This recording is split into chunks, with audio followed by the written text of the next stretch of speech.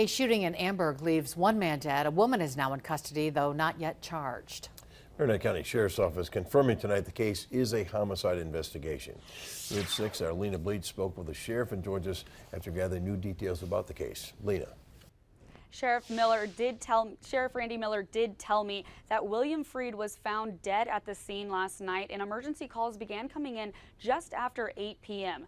The incident happened at a home on Barker Road. The sheriff says only Freed and the woman now in custody were there at the time, and says one of the 911 calls came from inside the home.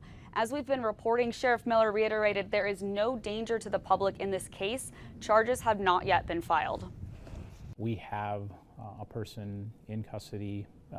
That party is presumed innocent until a court would decide otherwise, and until the investigation is complete, we want to make sure that we look into everything that surrounded that night to make sure we have everything.